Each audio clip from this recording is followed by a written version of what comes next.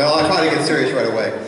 So, you know, there's always wars, things happen, and sometimes from the oddest things happen because of a war, and you don't even think about it, okay? So when I was in 4th grade, my first experience with war stories was there was a Japanese girl in our class.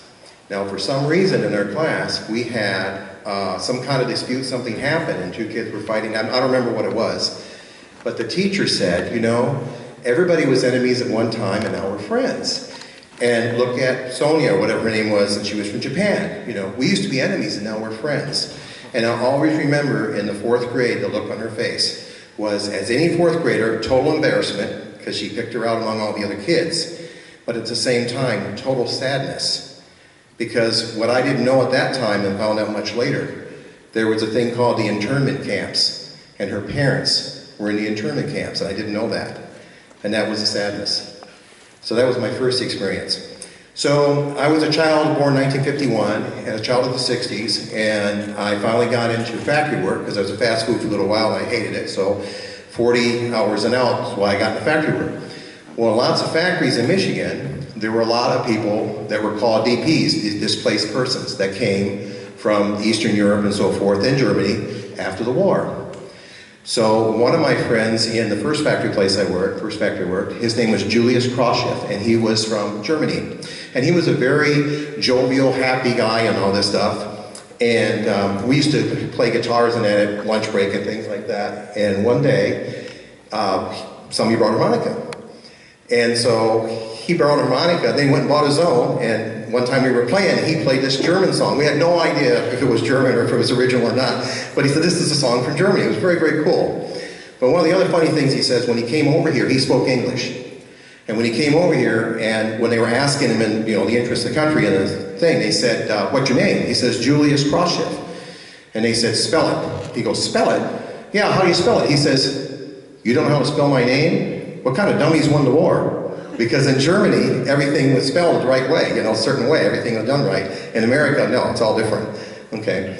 So that's another one of mine, is that later, another company where we had a lot of people from Lithuania and Poland and things like that, there was a guy from Lithuania that didn't speak English very well. And a lot of Eastern European people would eat things like raw onions and raw turnips and things like that. And unlike Oregon, where people always talk about what you eat, in Michigan, that never happens, okay? So this company, this guy named Pigpen, because he looked like Pigpen, was sitting next to the guy eating a turnip, and he was from Lithuania, didn't speak English very well. And Pigpen kept giving him a hard time about eating that turnip, and he says, what are you eating that for? That's terrible. And this guy was a big guy, didn't speak English very well. He stood up, he grabbed this guy by the ears, picked him up off the table, off the chair, and he looked him in the eye and he says, I no talk you, you no talk me, fucker.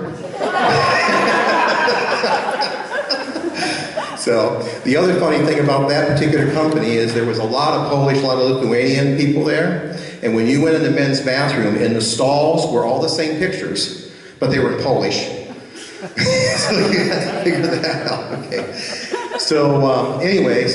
So, and finally, the interesting thing about the war is, I'm a child from the 50s. My mom worked in the Department of Interior, I said my grandmother did.